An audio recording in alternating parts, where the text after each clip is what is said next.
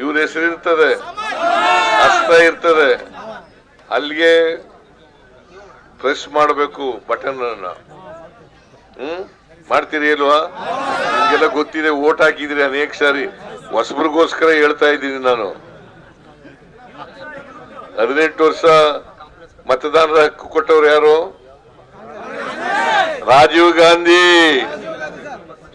18 ವರ್ಷದ ಯುವಕರಿಗೆ voting right ಕೊಟ್ಟದು, ಯುವತಿಯರಿಗೆ ವೋಟ್ ಕೊಟ್ಟದು ರಾಜೀವ್ ಗಾಂಧಿ, ಬಿಜೆಪಿ ಅಲ್ಲ.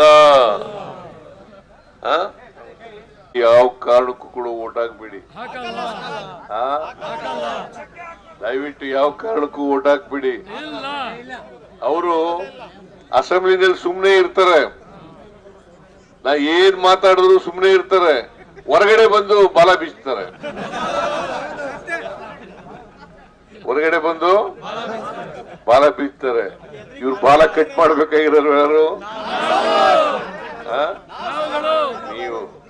ಅದರಿಂದ 9ನೇ ತಾರೀಕು ನೀವು ಮತಗಟ್ಟೆಗೆ ಹೋಗಿ ಸಮರ್ಥವರನ್ನ ಗೆಲ್ಲಿಸಿ.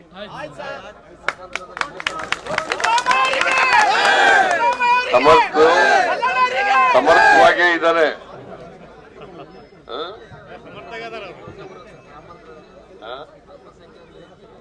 ಇಲ್ಲಿ ಎಲ್ಲ ಅಲ್ಪಸಂಖ್ಯಾತರು ಜಾಸ್ತಿ ಇದ್ದೀರಿ, ಅಲ್ಪಸಂಖ್ಯಾತರು ಜಾಸ್ತಿ ಇದ್ದೀರಿ. ಕಾಂಗ್ರೆಸ್ ಪಕ್ಷ ಯಾರ ಪರವಾಗಿರೋದು?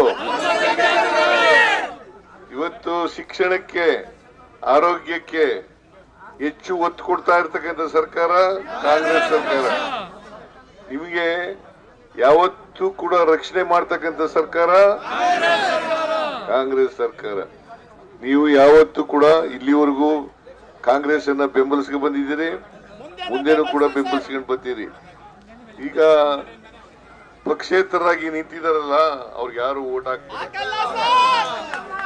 ದಯಮಾಡಿ ಯಾರಿಗೂ ಓಟ್ ಹಾಕ್ಬೇಡಿ. ಯಾಕಂತಂದ್ರೆ ಪಕ್ಷೇತರರಿಂದ ಬಿಜೆಪಿ ಗೆಲ್ಲ ಸಾಧ್ಯತೆ ಜಾಸ್ತಿ ಇರ್ತದೆ. ಬಿಜೆಪಿ ಜಾಸ್ತಿ ಸಾಧ್ಯತೆ. ನೀವು ಓಟ್ ಹಾಕ್ತೀರಿ ಕಾಂಗ್ರೆಸ್ಸಿಗೆ ಅಲ್ಪಸಂಖ್ಯಾತರು, ಆದ್ರೆ ಜಾಸ್ತಿ ವೋಟ್ ಮಾಡಿ.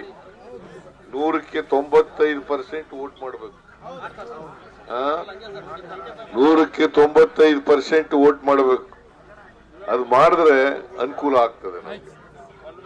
ಕನಿಷ್ಠ ಸಮರ್ಥಿಗೆ 50,000ದಲ್ಲಿ ಗೆಲ್ಲಿಸ್ಬೇಕು ಈ ಸಾರಿ.